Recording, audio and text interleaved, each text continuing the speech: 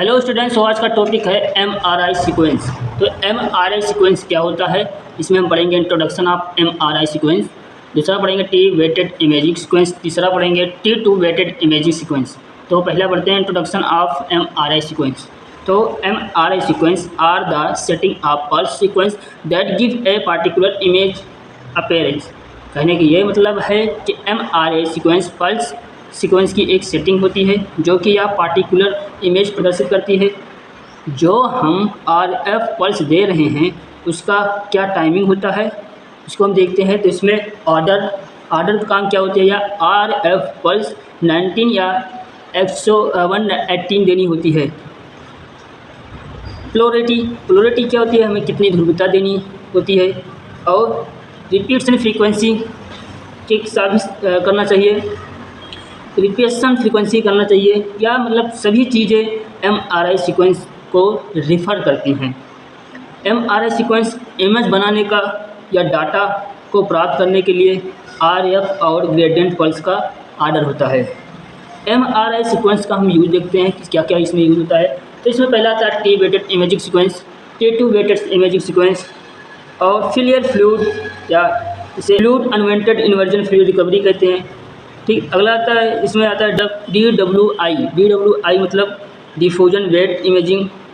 अगला आता है इसमें SIR मतलब शॉर्ट T1 इन्वर्जन रिकवरी। मगर हम इसमें दो पढ़ेंगे टी वेटेड इमेजिंग सीक्वेंस। तो टी वेटेड इमेजिंग सीक्वेंस क्या होता है, यह एक बेसिक पल्स सीक्वेंस होता है या एमआरआई का सभी पार्टिकल का बेस्ट एनाटोमिकल इमेज का पार्ट होती है, जो कि T1 मैग्नेटाइजेशन होने के लिए टाइम को रिफ़र करता है।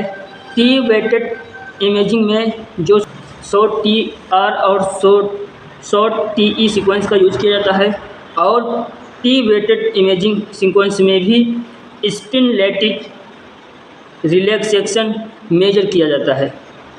और जो बॉडी में फ्लूइड होते हैं जैसे वाटर, CSF, यूरिन, इनके लिए लो सिंगल इंटेंसिटी होती है जिसके कारण यह ब्लैक इमेज में दिखाई देता है। और जो फैट होती हैं, फैट के लिए हाई सिंगल इंटेंसिटी होती है जिससे यह इमेज वाइट इमेज में दिखाई देता है।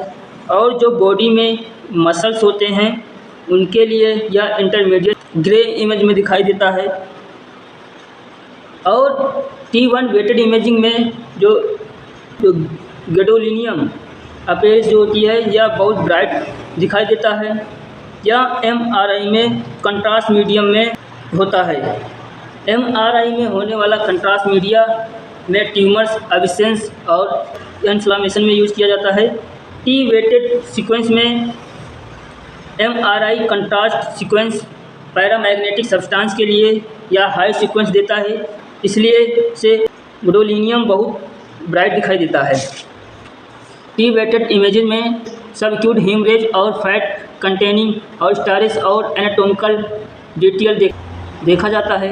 टी वेटेड इमेजेस में लो इंटेंसिटी जो होती है वो फ्लूइड जो कि या वेंट्रिकल में फ्लूइड होता है वो डार्क कलर में दिखाई देता है। ब्लैडर जो होती है उसमें ब्लैडर फ्लूइड जो होती है उसमें यूरिन भरा होता है वो भी एक डार्क कलर में दिखाई देता है।